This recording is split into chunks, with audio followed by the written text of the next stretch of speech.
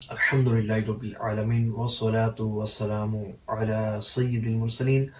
آج کی ویڈیو بہت زیادہ امپورٹنٹ ہے کیونکہ آج کی ویڈیو بہت زیادہ پائے جانے والے ایک کامن مرض کے متعلق ہے جسے بد نگاہی کہا جاتا ہے۔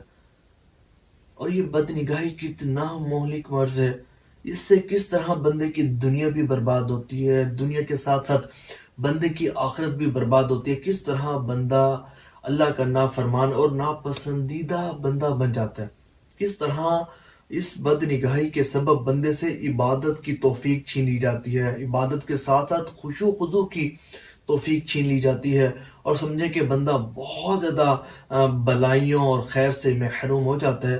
توجہ سے اگر آپ اس ویڈیو کو دیکھیں گے تو اللہ نے چاہا بہت زیادہ فائدہ ہوگا۔ تو اب بڑھتے ہیں ایک بھائی کے کمنٹ کی طرف۔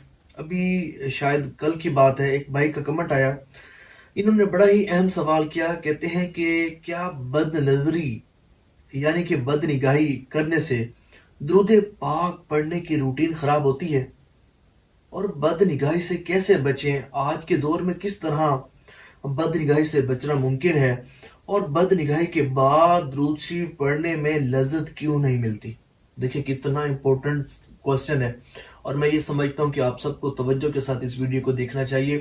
اللہ نے چاہا اگر آپ نے اس ویڈیو کو مکمل دیکھ لیا تو بد نگاہی جیسے مہلک مرض سے آپ کو نجات نصیب ہوگی۔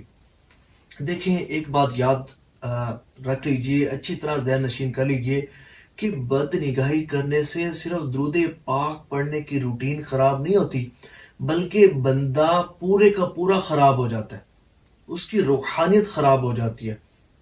اب کیا ہوتا ہے، یہ بندہ جب حرام سے اپنی آنکھوں کو پر کرتا ہے، ان چیزوں کو دیکھتا ہے کہ جن کو دیکھنے سے اللہ اور اس کے رسول صلی اللہ علیہ وآلہ وسلم نے منع فرمایا ہے، تو ہوتا کیا ہے کہ سب سے پہلے اس سے عبادت کی خشوع خضوع، جو عبادت کا خشوع خضوع ہے، وہ چھین لیا جاتا ہے۔ یعنی کہ ایسا بندہ کہ جو اپنی آنکھوں کو حرام سے پر کرتا ہے، اسے کبھی بھی کسی بھی عبادت کو کرتے ہوئے لذت محسوس نہیں ہوگی، کبھی بھی لطف و سرور نہیں آئے گا۔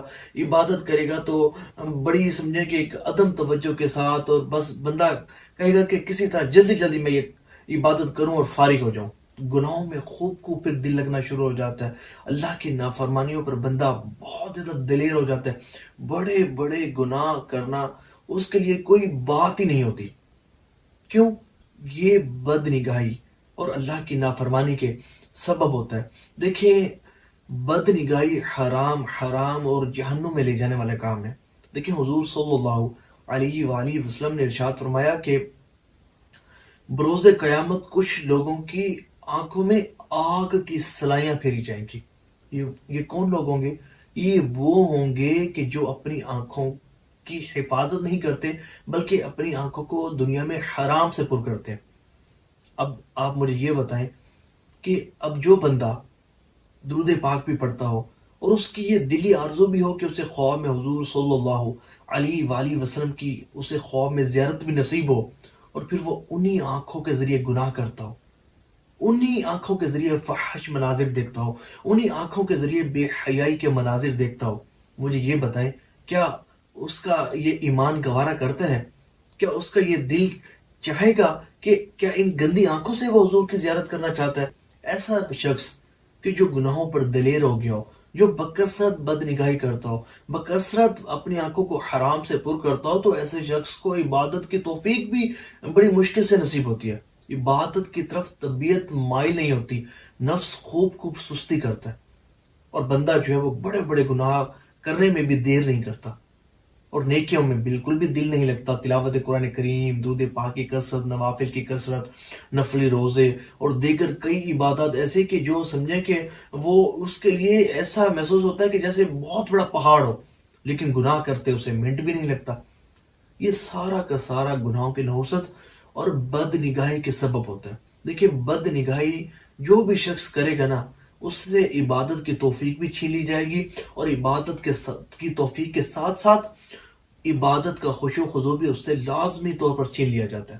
اور جو بندہ اپنی آنکھوں کی حفاظت کرتا ہے، اپنی آنکھوں کو حرام سے پر نہیں کرتا، تو اسے خوب عبادت کی لذت نصیب ہوتی ہے۔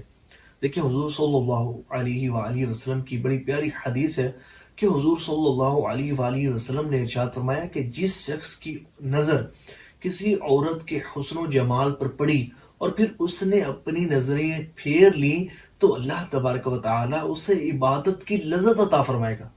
خدا کی قسم بارہا مرتبہ اس کا تجربہ کیا اور اس حدیث کو درست پایا۔ یقین مانیے اگر بندہ اپنی نگاہوں کی حفاظت کرے تو عبادت میں وہ لطف و سرور ملتا ہے کہ بندہ اندازہ بھی نہیں کر سکتا۔ یقین مانے نوافل پر نوافل بندہ کہتے ہیں بس پڑھتا رہے۔ جو درود پاک کی کثرت کرتے ہیں اس کے ساتھ ساتھ اپنی نگاہوں کی حفاظت کرتے ہیں، آپ جا کر ان سے پوچھے تو صحیح کہ درود پاک پڑھتے مزہ کتنا آتا ہے۔ اور بندہ کہتا ہے کہ یقین مانے یہ خواہش ہوتی ہے کہ میرا درود پاک بہت زیادہ پڑھا جائے، بہت زیادہ پڑھا جائے۔ کیوں؟ کیونکہ وہ اپنی آنکھوں کو حرام سے پر نہیں کرتے۔ دیکھیں شیطان کہاں کہاں موجود ہوتا ہے۔ سب سے پہلے آپ کی آنکھوں میں، آپ کے دل میں، آپ کی شرم گاہ میں۔ یہ تین مقامات سمجھیں کہ ایسے ہیں کہ جہاں شیطان موجود ہوتا ہے اور فل زور لگاتا ہے۔ دیکھیں جب ظاہر ہے کہ بندہ بد نگاہی کرے گا تو اس کی روحانیت ڈیمیج ہوگی، روحانیت تنزلی کا شکار ہوگی اور بندہ پھر جو ہے وہ گناہوں پر دلیر ہو جاتا ہے۔ پھر وہ جب ظاہر ہے کہ بندہ گناہ کرے گا تو پھر عبادت کی توفیق تو چھین لی جائے گی۔ پھر کیسے ممکن ہے کہ اس کی درود پاک پڑھنے کی روٹین برقرار رہے؟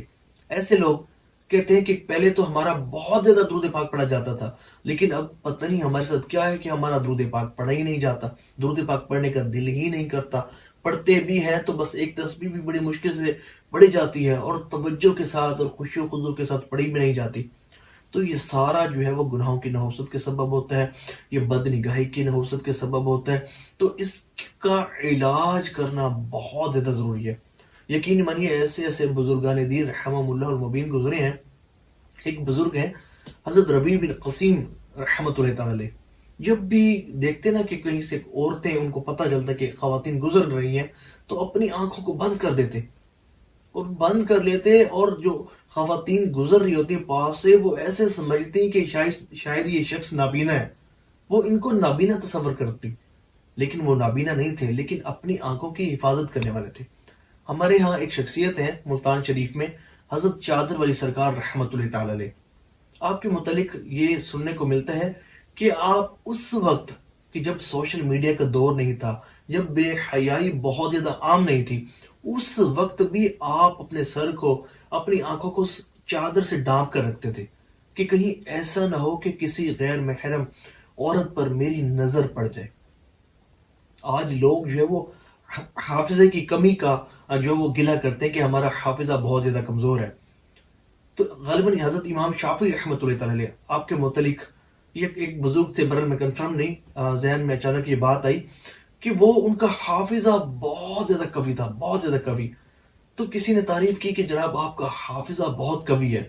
وہ کہتے نہیں ابھی تو میرا حافظہ اتنا قوی نہیں جتنا پہلے تھا۔ وہ کہتے ہیں کہ جس دن میری نظر کسی عورت پر پڑی تھی نا، بعض اوقات ہو جاتا ہے کہ پڑ جاتی ہے، بندہ حکم تو یہ ہے کہ پھیر لے، انہوں نے بھی یقیناً نظر پھیری ہوگی۔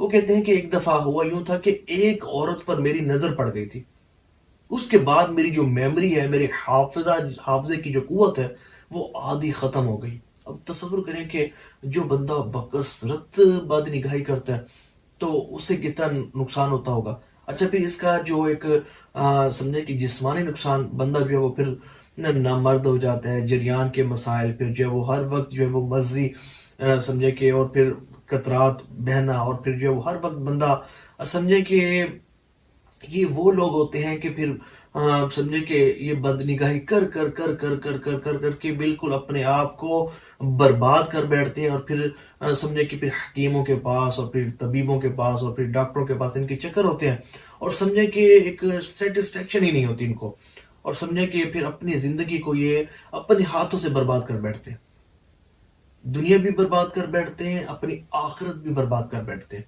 تو اس کا بہترین علاج تو یہ ہے کہ اپنے اوپر نا آپ جرمانہ کریں، جرمانہ مقرر کریں۔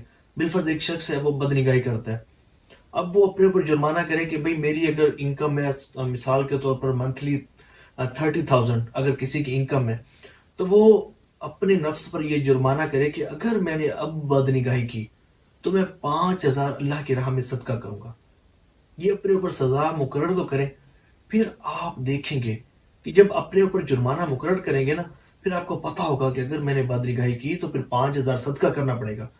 پھر نفس نہیں چاہے گا کہ بدنگاہی کریں، کیونکہ 5,000 جو جائیں گے. اچھا، اگر شیطان نے زور لگایا، بدنگاہی ہو بھی گئی، تو آپ نے لمحہ بھر تاخیر نہیں کرنی، وہ صدقہ کر دینا ہے.